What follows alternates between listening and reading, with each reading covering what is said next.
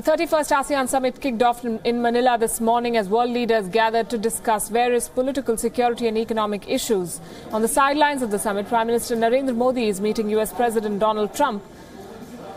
Earlier, the Indian Prime Minister and the American President met informally on Sunday evening before a dinner hosted by the Philippines President for ASEAN. The Philippines President, who's also the chair of this summit, the president of the host country. During his engagements, Prime Minister Modi visited the International Rice Research Institute in the Philippines capital, Manila. He also visited the Mahavir Philippine Foundation, which was set up by Manila's Indian origin mayor, Dr. Ramon Bhagat Singh. Later in the day, the Indian Prime Minister is scheduled to address the ASEAN Business and Investment Summit and will attend a community reception.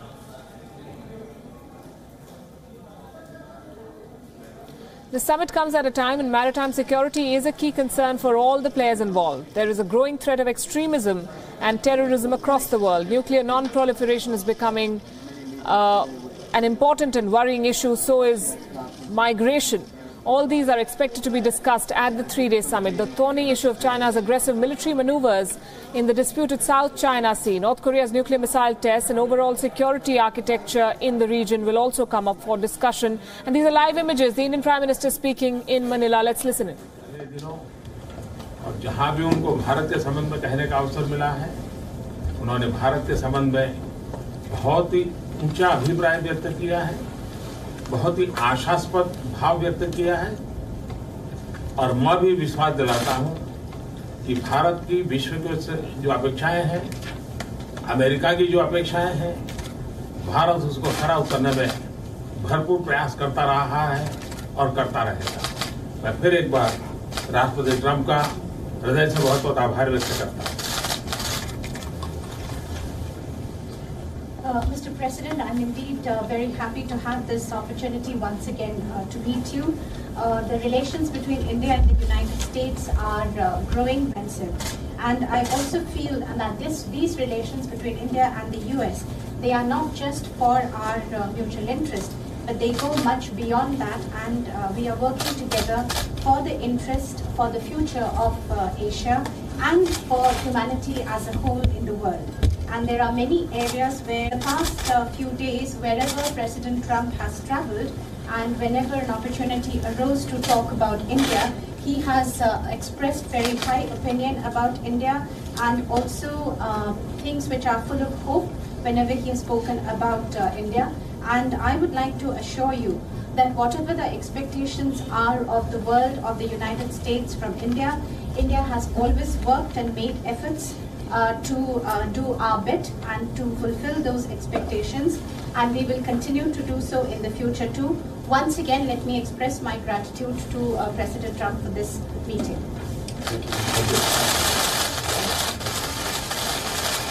Thank you very much. Thank you guys. Thank you. Thank you. Thank you very much. Thank you. So those were live images of the Indian Prime Minister after his meeting with US President Donald Trump. Essentially, and importantly, the Indian Prime Minister saying that relations between India and the US go beyond mutual interest of the two. They're working for the future of Asia. The Indian Prime Minister has also thanked Donald Trump for praising India and himself in his recent comments, and says that he's confident that both countries will work together on a whole host of issues that are of interest to both the sides and to other regional players. On your screens, images from earlier today, and this is the Indian Prime Minister making that statement just a few minutes back. This was his first key bilateral meeting with American President Trump. Listen in.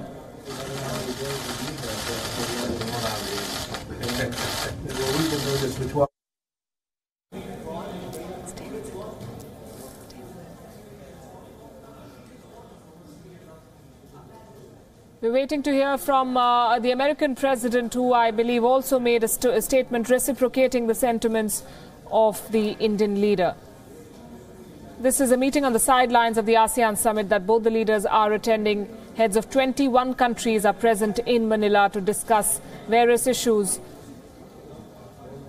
which are relevant and of concern to regional players and world powers.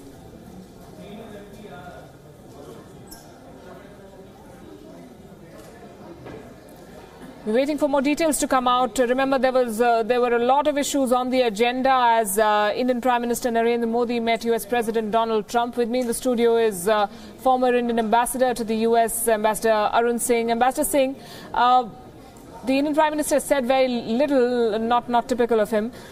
But what caught my attention was the statement that our relations go beyond mutual interests and we're working for the future of Asia, essentially assuming a leadership role in the region, would you say? I think not so much a leadership role, but that together we will work to shape the environment in the Indo-Pacific region, to work for observing of certain norms, standards of behavior, a rules-based international order in the Asia-Pacific region. And India has been articulating for some time that its interests are not just in South Asia, not just in Indian Ocean, not just in West Asia and Africa, but also in Southeast Asia. We earlier had a policy of look east, now we have a policy of act east, building on the... I'm going to interrupt you, I'm sorry. We have a statement from the American president there. It really is. It's a lot of good reports coming out of India, so I want to congratulate you. But it's an honor to be with you. We're rounding the turn for our last couple of stops. I have a couple of more today, and then tomorrow we have the conference, and then we leave at about 3 o'clock. And it's been a great 12 days. We've had 12 days. I don't know how many days we've been doing this for 12 days, and we've really enjoyed it. And a lot of great things have happened for our country, and I think for the world. A lot of elements were solved or in the process of being solved. But it's a great honor to be with you.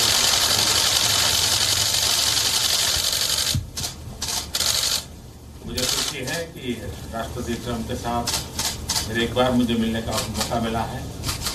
Bharat और America के संबंध बहुत तेजी से गहरे और व्यापक हो रहे हैं और आप भी अनुभव करते होंगे कि भारत और अमेरिका के संबंध सिर्फ भारत और अमेरिका के हितों से ऊपर उठ करके हम साथ मिलकर के एशिया की भविष्य के लिए मिलकर के काम कर सकते हैं। विश्व में मानव जात के लिए हम क्या भला से काम कर सकते हैं। ऐसे अनेक विषयों पर हम मिलकर के चल रहे हैं। राष्ट्रपति ट्रंप जहां भी गए हैं पिछले दिनों, और जहां भी उनको भारत के संबंध में कहने का अवसर मिला है, उन्होंने भारत के संबंध में बहुत ही ऊंचा अभिप्राय व्यक्त किया है, बहुत ही आशास्पद भाव व्यक्त किया है। और मैं भी विश्वास दिलाता हूं कि भारत की विश्व को जो अपेक्षाएं हैं, अमेरिका की जो अपेक्षाएं हैं, भारत उसको खरा उतरने में भरपूर प्रयास करता रहा है और करता रहेगा। मैं फिर एक बार राष्ट्रपति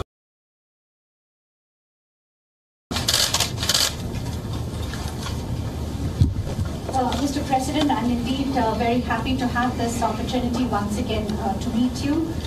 The relations between India and the United States are growing very rapidly with a great deal of speed, and they're getting deeper and very comprehensive. And I also feel that these relations between India and the US, they are not just for our mutual interest, but they go much beyond that, and we are working together for the interest, for the future of Asia and for humanity as a whole in the world. And there are many areas where we are working together and we can work together in the future too. And in the past few days, wherever President Trump has traveled and whenever an opportunity arose to talk about India, he has expressed very high opinion about India, and also things which are full of hope whenever he has spoken about India. And I would like to assure you that whatever the expectations are of the world, of the United States from India, India has always worked and made efforts to do our bit and to fulfill those expectations, and we will continue to do so in the future too. Once again, let me express my gratitude to President Trump for this meeting. Thank you. Thank you very much. Thank you. Thank you. Thank you. Thank you very much. Thank you. The the shutterbug's hard at work, Ambassador Singh, but we could hear some of what was said, exchanging pleasantries mostly, thanking each other and expressing confidence in the future of this relationship. You were making a point. So, yeah, a couple of things I wanted to. First, you can see that the personal chemistry between Prime Minister Modi and President Trump is very, very good. You could see it in the meeting and also in the brief encounter they had yesterday. And they have often praised each other. And President Trump, speaking in Vietnam, had also made a very positive reference to India and to Prime Minister Modi. But despite the encounter shown on television being very brief, I think a very significant dimension was conveyed. The Indian Prime Minister says that he looked at the relationship going beyond just the bilateral. There is partnership in the context of regional and global issues, and that there is convergence of interest, and that India and the US have been working together and would do more. They've said that both sides are on the same page when it comes to Afghanistan and China. Break it down for us. So on Afghanistan, I think India believes that we need to work for stability in Afghanistan, that Afghanistan should be there as a sovereign, united, independent country, and the US has been pursuing the policies based on that. So to that extent, that there should be stability, there should be peace, terrorism should not find a safe haven in Afghanistan again. There is a convergence of interest, and we are working on that. Similarly, in the context of China, despite differences, despite different level of interlinkages, I think this is a broad approach that there should be a rules-based international order, freedom of navigation, open architecture of security in the Indo-Pacific region. So there again, there is a lot of convergence between the two countries. We were also looking at a statement from the Chinese Foreign Office, interestingly, and much has been said about the strategic quadrilateral, these four countries, India, US, Japan and Australia coming together to counter the Chinese presence or aggression. The Foreign Ministry statement says, we hope that they are not going to be targeting a third party. Is it nervousness? Is China just stating its position? How do you read this? So I would say that we are not surprised at the statement of China. They have articulated similar positions also in the recent past. Whenever there has been talk of the quadrilateral, whenever the Foreign Office spokesperson has been asked, the response has been that whatever they are doing, it should not be targeting a third country. So I think what it signals is that China has taken note of this development, and that it recognizes that it's a significant step. But of course, they have to articulate that they hope it is not against a third country. And I think the broad approach of the countries in the quadrilateral is that they're not coming together against a country as such, but they're coming together for observing certain norms of behavior in the international and regional context.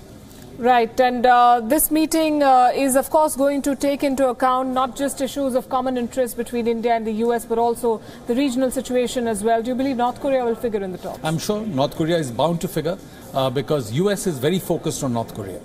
They believe that North Korea is developing missile and nuclear capabilities which may enable it in a short time frame to reach US mainland, and that causes them a lot of concern. Also based on what North Korea is doing, there are concerns related to proliferation of nuclear weapons in the wider region. So there is a certain amount of focus. From our point of view, beyond the question of proliferation, we also have concerns because we know that there have been established linkages between Pakistan and North Korea for missile and nuclear weapons technology proliferation. The initial steps for North Korean nuclear weapons program were supplied by Pakistan, by the AQ Khan network. And we believe that the AQ Khan network had operated essentially under the cover of the Pakistani establishment. In return, North Korea gave missiles to Pakistan. And there is a lot of Chinese provenance in North Korea's missile development capacities. So there is this whole linkage between Pakistan, North Korea under Chinese cover related to missile and nuclear weapons proliferation. And so there is a lot of interest to India, because if you see in the statement that India issued after the quadrilateral meeting, there is a specific reference there that they spoke about linkages between missiles and nuclear proliferation. How does America look at the Belt and Road Initiative? What position has it taken? Because India is one of the rare occasions where India took a very, very clear line, including the Doklam standoff as well. These are the few instances where India took its position and stuck to it, and that seems to be becoming a trend in Indian foreign policy. How does America view these developments? So I think there is a lot of convergence here between the Indian and US approach. A mid-level US official had participated in the Belt and Road Forum that had taken place in China. But at the same time, in the joint statement that was issued when Prime Minister had visited the US in June, the references to Belt and Road were very similar in terms of the principles articulated about not generating indebtedness, about transparency, certain norms, very similar to the statement that had been issued by the Indian Foreign Ministry before the Belt and Road Forum meeting had taken place. And once again, if you look at the statement that US Secretary of State Tillerson made on October 18 before his visit to China, in the reference to connectivity and Belt and Road, his articulations were very similar to the concerns that India has articulated in the past. Therefore, I would say that presently, in terms of the Belt and Road initiative, there's a lot of convergence between India and the US. And US Defense Secretary Mattis, while testifying before the US Congress, had said that why should we talk of one belt and one road? There are many belts and many roads, and there's openness to others to build connectivity. And similarly, in the statements that have come out after the quadrilateral meeting, there is a reference to connectivity projects in the Asia-Pacific region. And clearly these projects would be different from the Belt and Road initiative that China has undertaken. Right, and I ask you this every time two big leaders meet, and I'm going to ask you again. The personal equation, the personal chemistry, there is very clearly some sort of mutual admiration between the two leaders. But as politicians, they come from very different backgrounds, and yet there is some commonality. How do you see Modi and Trump together? No, so as I mentioned earlier, there seems to be a very good chemistry between them. Each one of their encounters has been very, very positive. They have spoken about positively about each other.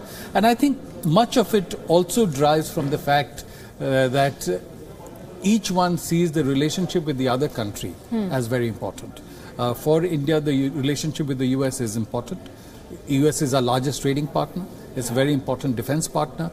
We have 3.5 million people of Indian origin living in the United States. There's good science and technology, innovation partnership. And the US sees India as non-adversarial, a country with which it has convergence of interests. So given all that, it is quite natural for the leaders of the two countries to work towards developing a positive equation and chemistry. US is our largest trading partner, yet trade is one of the issues that is the most difficult to maneuver in this relationship. I think trade will be a challenge going ahead because the two countries are at different levels of development and there are differences in perceptions about how we should advance the trade relationship. US argues that India has a trade surplus of about $30 billion and should take some immediate specific steps to address this trade surplus by giving more market access to US products. India argues that overall India is a trade deficit country, not a trade surplus country. And therefore the India's trade surplus with US is very small compared to the broader trade deficit that the US has. And we should address this problem not just in the immediate context but looking ahead. And looking ahead, we are going to be buying more energy, oil, gas, shale gas from the US. We'll be going to buy more civil aircraft from the US for use in our civil airline sector. So given all that, we will find new opportunities to address the trade balance. And therefore, we should really focus on the future in constructing new relationships, building new partnerships in innovation, in technology, which will create new opportunities. And that would be the way to go ahead. So there is a difference at the moment. And there was a meeting of our trade minister at the end of October in Washington with his counterparts. And there not much progress could be made. But I think the two countries are engaged in this. Indeed, South China Sea has been making headlines as well in the region. Of course, India isn't a stakeholder in that dispute. And yet, I assume that as an important regional player, India looks at these developments and has a position. Donald Trump, interestingly, without anyone asking him to, has offered to mediate, saying, I'm a good arbitrator. Do you think that figures in discussions, and where is India's position? What is India's position? I would not say that, India is not a neighboring South China Sea or immediate neighbor, but India is a stakeholder because large part of India's trade passes through South China Sea. Therefore, freedom of navigation in the South China Sea and open Indo-Pacific region is very important for India's security and economic interests. And so we would certainly like that issues in South China Sea are addressed in a way that this openness is maintained. And that's how we approach it. Right. Ramesh Ramachandran, my colleague, WION's international correspondent, is in Manila, and he's been bringing us the very latest from there, joining us live now. Ramesh, what have you picked up about what has transpired as talks between the two leaders, I assume, are still on? Well, Palki, to begin with, Prime Minister Modi, it has to be said, has set a scorching pace right from the word get-go in 2014 when he came to power, and he has stayed on the message insofar as the US is concerned. We saw it happen with Barack Obama and now with Donald Trump, and from the looks of it, the optics were pretty good, and stars seem to be falling in alignment for India-US relations. But that said, there are still some bottlenecks, some hurdles to be crossed, but the fact remains that Prime Minister Modi is trying to leave his imprint on the India-US ties, especially his legacy in terms of establishing a personal rapport with world leaders. It was Barack Obama earlier, now it's Donald Trump. And the statements he made after he met with President Trump are indicator of the kind of relationship which India seeks to build with the US going forward. Remember, he said not so long ago that India has overcome the hesitations of history. It remains to be seen whether the US can reciprocate it in full kind and do justice to that. Right, and one of the countries that will be watching these developments in these meetings very closely is China. Of course, we're looking at a statement from the Chinese Ministry of Foreign Affairs saying that they hope that this strategic quadrilateral is not going to target a third party, i.e. Beijing. What is the buzz on the ground? Have you heard anything from the Chinese delegation? Well, Palki, the statements emanating out of Beijing are not wholly unexpected. It is true to the Chinese template or the boilerplate language that they use consistently on such issues. They've said it in the past, they've said it again, that the Quad, if it does come alive in the near future, should not be targeted against any particular third country, thereby meaning China. But the fact remains that if one were to turn the question on its head, Palki, the question is, would China alter or change its behavior towards India and other countries in the region if it does not want the Quad to so-called gang up against China? And the answer to my mind would be in the negative for the immediate future, because China is still not coming to terms with the ground realities of playing in the Indo-Pacific region, that countries in the region and beyond are in favor of a rules-based world order, and it is the global commons, and China must respect the territorial integrity and sovereignty of the countries in the region and beyond. And that message has been reinforced most recently yesterday at the level of the officials of the Quad meeting here in Manila. So it remains to be seen how China will reciprocate to this latest diplomatic move on the part of India, the US, Japan and Australia. So the ball is actually in the court of Beijing, not as much in the court of India. I tend to agree with what he said. After a resurgent Xi Jinping, after the 19th Party Congress, it seems China's global and territorial ambitions, if anything, are more pronounced. So while we say that these countries do not want to appear to be ganging up against China, which way do you see this Quad going? What in concrete terms are they going to be doing? Are they going to be meeting? Is this a sort of a forum that they have made? Which way is this Quad going, and what do we hope to achieve? So I think we should expect it to go only step by step. As you know, there has been a lot of hesitation on the part of several members in the Quad to come together. There was an attempt made in 2007, and that didn't go very far because Australia backed off, because it had a lot of deep economic and other ties with China. But given China's behavior over the past several years, including in South China Sea, East China Sea, there is a growing sense that countries need to come together to articulate positions and norms that China should take note of, and strengthen what countries in ASEAN are doing in response to some of the Chinese actions. Because as you know, China has effectively divided ASEAN. On issues related to South China Sea, it's sometimes very difficult for ASEAN to come up with common positions, because some countries have become very dependent on China. So this is also to strengthen the broad consensus in ASEAN to deal with the consequences of a rising China. So I think the idea would be that they've had this meeting. It's the first meeting. It's significant itself. They'll wait and see how China responds to that. And depending on need, look at taking the next step. Ramesh, some reports also saying that the US is slowly but surely nudging India to restart dialogue with Pakistan. Anything that you've heard from your sources on the Indian or the American side?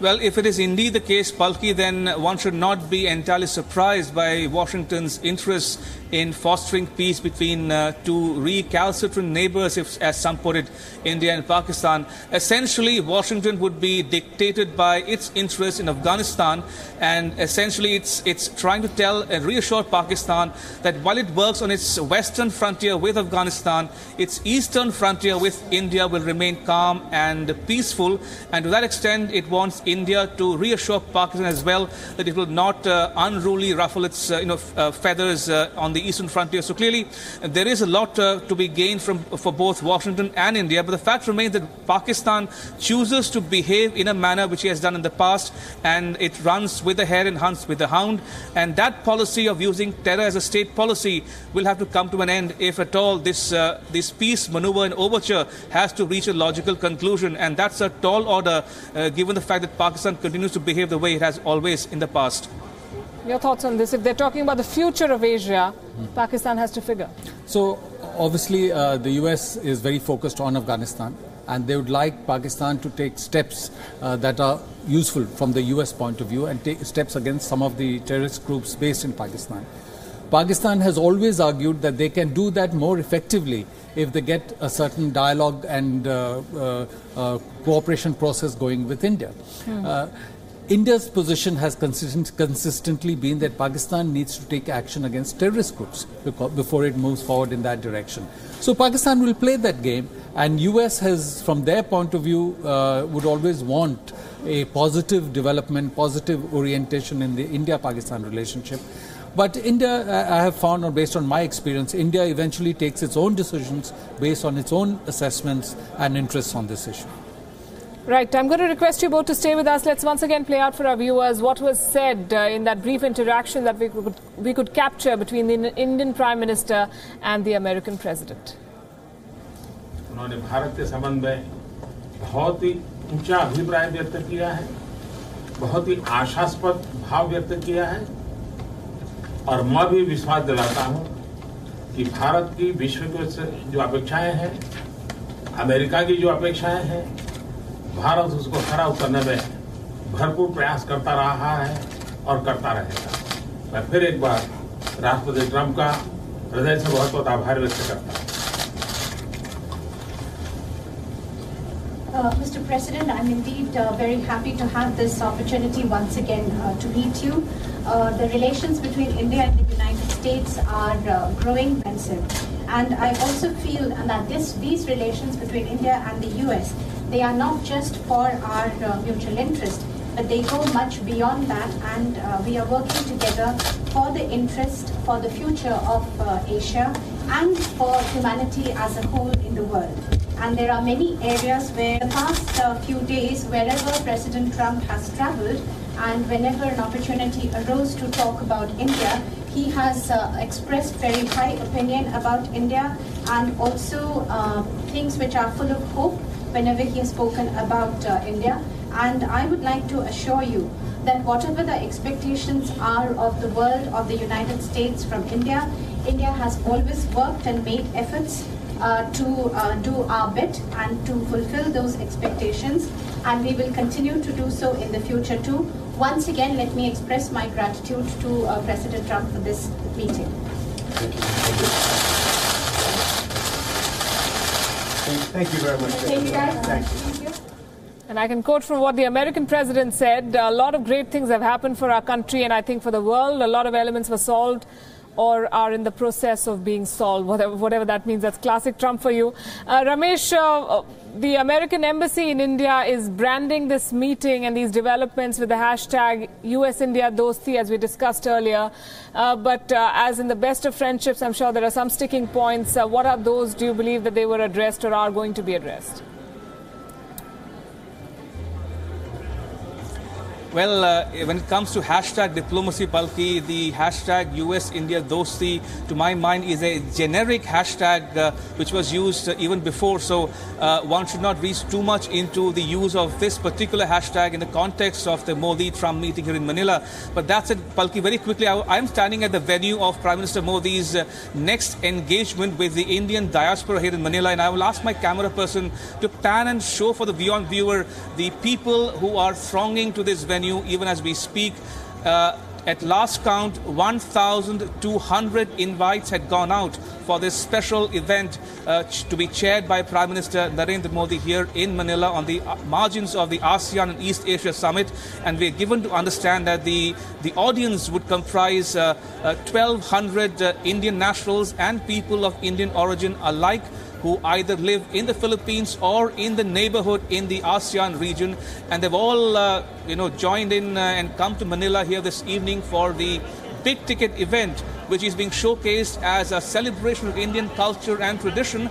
There'll be the usual usual cultural events, songs and other events planned for the occasion.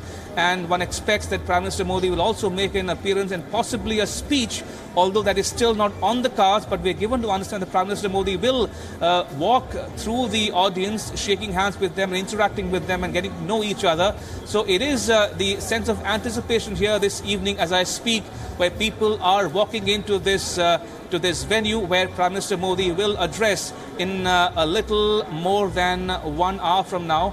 So that's the mood here in Manila as I speak. Palki, back to you. Looks good. So let's dwell on this, Arun Singh, a bit more on the Indian presence in Philippines, the relationship between the two countries, especially when we say that this is the first Indian Prime Minister in 36 years to be on a bilateral visit to the Philippines. So obviously, I think the bilateral relationship with Philippines, just the bilateral dimension, needs to be developed much more. And because even if you look at the context of the Asia-Pacific, the East China Sea, Philippines is really at one extreme. And I think that's not the aspect of the relationship that has really consolidated. Although we have the Asian Development Bank, which is based in Philippines, and we have a certain Indian origin community. And I think what the Prime Minister is doing now with the Indian origin community there has been a very integral part of all prime ministerial visits to other countries, because the diaspora everywhere has a capacity to contribute to India and to contribute to relations between India and the country where they are based. For example, in the case of the US, where I found that where we have almost 3.5 to 4 million Indian Americans. In the Silicon Valley, if you see in the digital technology sector, where the US has the world leadership, including in innovation in that sector, Indian companies, Indian origin tech entrepreneurs, Indian origin tech workers are an integral part of that global leadership. And they have capacities to contribute to innovation, to startups in India, and they're doing that. So I think this effort to leverage the Indian origin community, the diaspora, wherever they are, is very important. And they also feel that living far away from home, with the Prime Minister coming to address them, in some way they are being recognized. And it strengthens their bonds with India. And they soon might be getting voting rights if the government has its way. We also know that the Indian Prime Minister is going to meet Philippines President Rodrigo Duterte. What do you think is going to be the agenda there? What are the most important issues between them? Some of it will, of course, be the bilateral and looking at seeing how India can contribute to some capacity building efforts in Philippines, looking at trade and other relations. And, Philippines is also a very strong service economy, including in the IT sector, where India has certain strength. Philippines also has a very large diaspora. There are almost 10 million people from Philippines living in other countries. So compared to the overall population of Philippines, it's a very large. And then, of course, there would be some discussions related to ASEAN, to East Asia Summit. These would be issues looked at. Indeed. Ramesh Ramachandran, I'm told, has a guest with him. Ramesh, over to you. Well, Palki, I have with me an Indian couple named Chhatrapati Shivaji and his wife Poonam. Mr. Shivaji works for the Asian Development Bank here in the Philippines. And if I can just ask him, Mr. Shivaji, to get a sense of the Indian community here in the Philippines, how well knit is it and engaged in what kind of activities here in the country? See, we believe Indian in heart and global in spirit. We all Indian community at large, we get united more from the bottom of our activities and Indian spirit. Large number of the Indian friends, all of them have assembled here to see and pay respect to our Honorable Prime Minister Modi. We all always work in a consolidated way, in a unified manner, and we will like to make India proud of everybody else. Mr. Shivaji, this is the first time in 36 years that an Indian Prime Minister is visiting the Philippines. Your thoughts? Oh yes, we have a very dynamic Prime Minister. We have been able to create a very good image outside India, especially in Philippines. People are very much excited. Not only the Indians, even the other people who are the friends of India, they all are very excited. The kind of activities, especially the structural reforms, which the Prime Minister has already started, is bearing fruits in all over the world, and India is rising, India is shining, and will continue to attract not only the investments, will show the world that how the innovative way we can be able to get the developments all around, not only economic and social area, but in almost all the rounds. Right. And very quickly, ma'am, how big is the Indian community here in the Philippines, and what kind of activities are they engaged in? Is it trade, commerce, education, or the service industry? Here the Indian diaspora is very big, and the ladies mostly they are engaged in educational field, right? And they are having a very good life over here. Also, they follow Mr. Narendra Modi on TV, and all of the ladies, they are big fan of Narendra Modi. So welcome, sir. And talking about India and the cultural connect with the Philippines, when you talk to the ordinary Filipino here, what do they know about India? Is it about the Bollywood films, music, or is it something else? I think Bollywood film, yes. And they are very fascinated by our dressings, our culture, our celebration of all the festivals. That's all. And they really respect us. All right. Thank you so much for speaking to me. Thank you. So there you heard it, the Indian perspective, the Indian community's perspective living in Manila about the cultural connect that binds India with Philippines. Back to you. Ambassador Singh, I'm not sure if it's a fair comparison, but on the one side you have Donald Trump and street protests and massive street protests. On the other side you have Indian Prime Minister and full-page ads in the newspapers in Manila welcoming him, saying, "Long live Modi." Is it because of the cultural connect? Is it because of the personality of the individuals? So I think more related to the policies, because the US policies have an impact on Philippines, and therefore this is a response to that. And I think in relation to India, there is a certain commonality, there's a cultural commonality, but it's not that Philippines is deeply impacted by the policies we do follow in India. Therefore, there's no scope to come out and protest against anything. Understandably. The meeting, I assume, is still on, Ramesh. It was supposed to be a 45-minute long meeting between Prime Minister Modi and President Trump, and while we wait for more details, we can also see people from the Indian community thronging there at the venue, which the Indian Prime Minister is going to address. So this is going to be a busy, action-packed 3 days for Prime Minister Narendra Modi. And next he goes to meet the Filipino President, Rodrigo Duterte. On the sidelines, a lot of other meetings also go on. What typically comes out of these summits, if I may ask you? So at the bilateral meetings that take place at the margins of the summit, first of all, they discuss some of the issues between the two countries, and then, of course, issues that are on the agenda.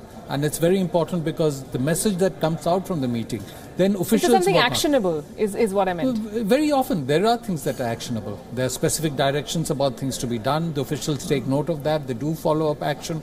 So, and then there's a broad message related to the relationship.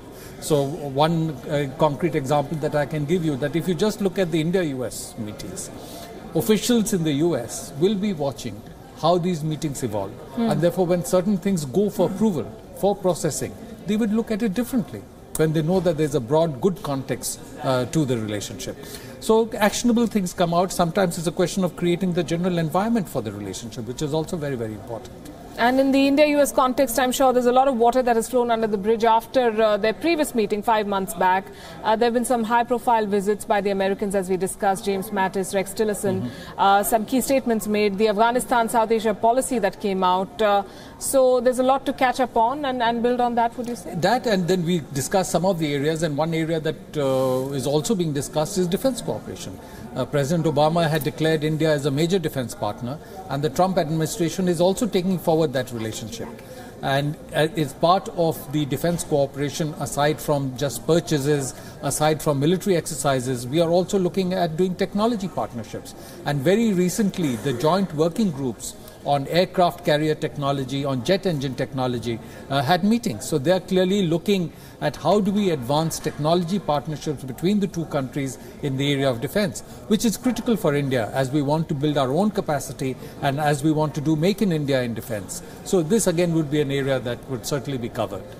Right, Ambassador Singh, thanks very much. Culture, as we've been saying, plays a very important role in bringing two countries together, and Indian culture, of course, is something that was part of the opening ceremony. A ballet based on the Ramayana, the epic Ramayana, was performed. We're leaving you with these images, and we'll be back with the headlines.